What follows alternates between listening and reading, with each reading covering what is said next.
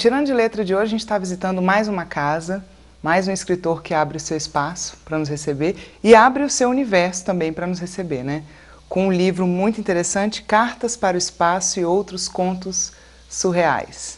É uma preparação muito interessante e esse rapaz é muito ousado, viu, minha gente? Paulo Renato Souza Cunha, tudo junto, Paulo Renato Souza Cunha. Bem-vindo ao Tirando de Letra. Obrigado a vocês por terem me chamado para participar.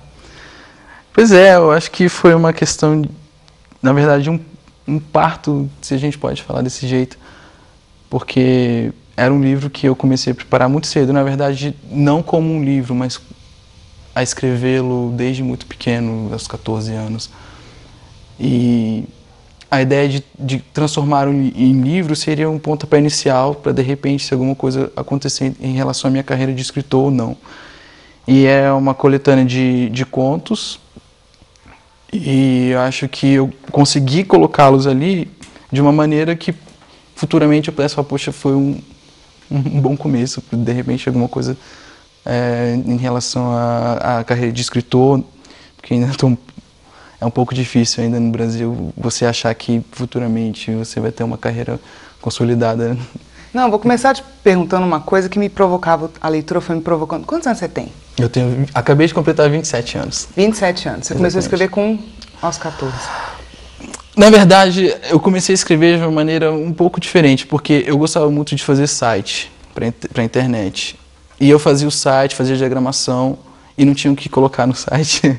E eu falava, não, eu tenho que escrever alguma coisa para o site. Aí eu começava a escrever algumas coisas e aos 13, 14, e era geralmente sites sobre bandas que eu gostava e eu colocava textos sobre essas bandas, sobre os letristas, e eu acho que eu me interessava mais em fazer a diagramação, mas aí depois, completamente, hoje, por exemplo, eu faço até alguns sites para mim mesmo, só que por diversão, e a escrita já virou uma coisa mais marcante na minha vida, em vez de só fazer o site.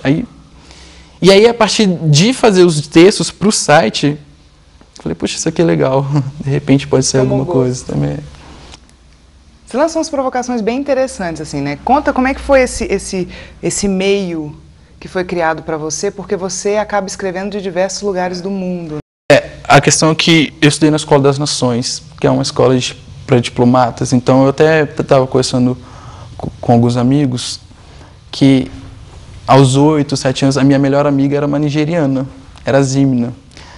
E aí, a partir desse tipo de criação, eu comecei a me interessar pelos países dos meus amigos. E aí eu conversava com eles, então tinha gente da Guiana Inglesa, tinha gente da Alemanha, da Suíça. Então, não era uma coisa forçada, era uma coisa que desde a minha infância eu já fui criando esse gosto de escrever sobre outros países. E meu pai era um cara que gostava de viajar para todos os lugares do planeta. E ele levava a gente para esses lugares. E aí essas coisas ficaram marcadas. Tem o Louis Ferdinand Céline, que era um escritor francês, ele falava que quando o escritor está em dificuldade, escreva sobre a infância. Eu acho que eu estou sempre em dificuldade, então por isso que provavelmente essa questão de escrever sobre outros países ela estará marcante para o resto da minha vida, na verdade. Não, e eu pensando em Dostoiévski, aí depois você mesmo inseriu lá Dostoiévskiano. Eu falei, ele está aqui. Você foi buscar uma energia para a sua escrita ali. A questão do Dostoiévski era, realmente, eu comecei a ler Noites Brancas, os contos, né? Porque Irmãos Karamazov, esses textos mais pesados, você tem que ler um pouquinho mais de background literário. E aí foi quando eu fui morar na Rússia que a questão da literatura russa ficou realmente marcada e o meu escritor favorito era um alemão, que era o Sebald, que ele faleceu em 2001, 2002 num acidente de carro. Mas a literatura russa, ela serviu para criar um alicerce da maneira que eu escrevo, principalmente Dostoiévski.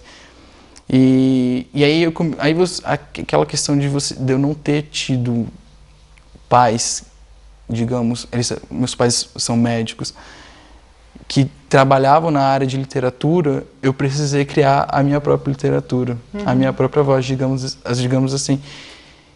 E a questão do Sebald, que é a questão que a gente estava conversando, ele escreve, ele até estava falando, quando ele lançou um livro, o editor dele falou qual a etiqueta que a gente vai colocar, ficção, reportagem, literatura, porque ele mistura a realidade com relatos de viagem, que era uma coisa que meu pai sempre me instigou a fazer viagens, e nessas viagens eu escrevia diários, que tem fragmentos no livro, e a partir desses fragmentos você criar uma não ficção, se é que a gente pode falar dessa. E eu percebi que o escritor achar a própria voz. Acho que foi dessa maneira, eu sei. Não sei se faz sentido. Você já começa com uma epígrafe muito interessante, que é isso que você acabou de dizer agora. Que você escolheu também... O Pamuk. E aí eu tive que parar aqui alguns minutos, né? A arte do romance consiste no truque de falar sobre nós mesmos como se fôssemos outra pessoa, e sobre os outros como se estivéssemos no lugar deles. E onde que o autor está, então? Está escondido atrás desses personagens. Eu acho que é interessante você tocar nesse assunto, porque muito autor fala, não sou eu. O Orhan Pamuk mesmo, ele tem um texto muito incrível neste mesmo livro, o Romance Ingênuo e Sentimental, que ele fala que um fã chegou a ele e perguntou: Senhor Pamuk, é o senhor na história? E ele fala, sou e não sou. Mas é exatamente isso. É como você criar um super-homem.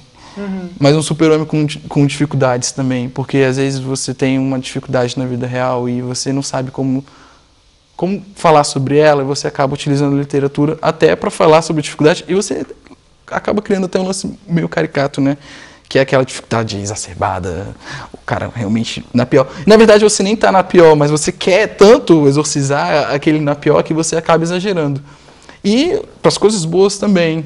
E aí que eu acho que é o lance legal da literatura, porque isso funciona na literatura, por exemplo, no jornalismo. Você é jornalista? Sou jornalista, exatamente. Por que você se formou em jornalismo? Por que você não foi para letras? Pois é, mas é porque eu gosto muito de jornalismo, gosto da questão... Por exemplo, tem um outro escritor, Javier Cercas, que a gente estava falando. Ele foi até a Flip, eu assisti a palestra dele, foi muito interessante, que é exatamente o que ele faz. Ele é um jornalista, escritor, que ele escreve, se colocando na história,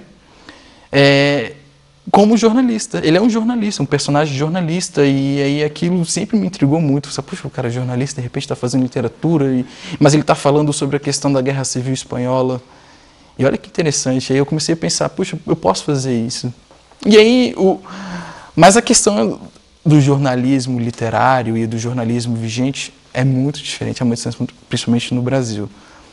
Então, acho que a literatura foi um caminho natural, foi uma espécie, fiquei desapontado com a profissão, de repente, futuramente, nunca se sabe, eu posso voltar a fazer um outro tipo de reportagem.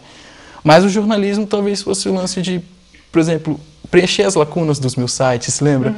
Que eu não tinha material para colocar ali, de repente, poxa, vamos aprender a colocar um outro tipo de material, em vez de fuxicar. Mas basicamente isso, por isso que eu escolhi jornalismo. Que é uma profissão maravilhosa. Eu só acho que tem muita gente criticando o jornalismo e pouca gente fazendo jornalismo. De fato. De fato, exatamente. E aí o teu caminho... Agora me mostra um cruzamento que eu vou te perguntar se aconteceu daí com Paulo Paniagua. Sim. Que você tem uma relação, inclusive tem uma carta no teu livro para ele. Exatamente. Ele foi um professor em diversas matérias, semiótica, história do jornalismo. E hoje a gente é amigo, hoje a gente até escreve contos assim. Ele manda um parágrafo, eu mando outro parágrafo, a gente está escrevendo muito dessa maneira. A questão dele... que também é um jornalista que trabalha mais na área da literatura, pode ter sido uma coisa natural,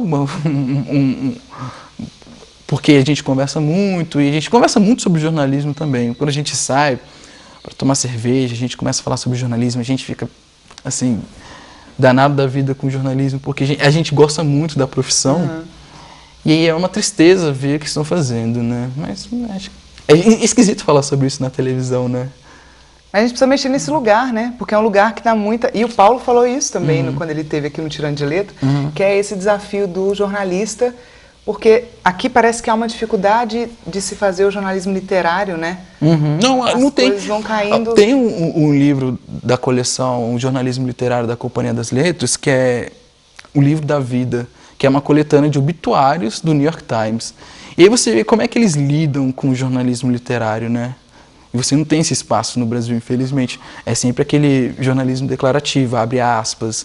Quer dizer, o fulano não pode escrever porque não é jornalista, mas você vai ligar e ele vai falar e você vai só colocar as aspas, entende? Então é um pouco de esquizofrenia, digamos assim.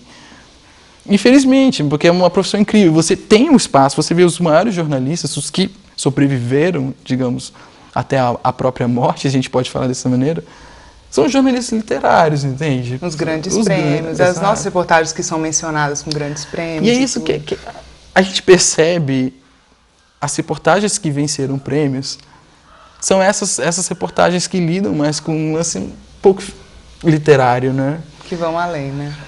Que o lead, acho que a questão da pirâmide invertida, essas coisas de teoria de jornalismo, acho que é até um pouco chato falar sobre isso. Mas é muita regra, é muita regra. O jornalista ele é muito pautado e hoje você tem a questão também do jornalismo de redação, de você utilizar matérias de agências de notícias, você na redação escrever sobre aquilo, é uma coisa muito doida. Não, eu já estou percebendo que, na verdade, seu livro foi meio que uma catarse literária, né? Eu pensei em escrevê-lo, na verdade, reuni muitos dos contos que ficavam no meu Moleskine e tudo, quando eu terminei minha monografia, que foi sobre o conflito no Cáucaso. Então agora para, tudo bem. Respira. Agora fica aí, você já sentiu que vai render muito, né? Opa. A gente já começa o segundo bloco falando então da tua monografia. Certo. Quer saber? Já, já.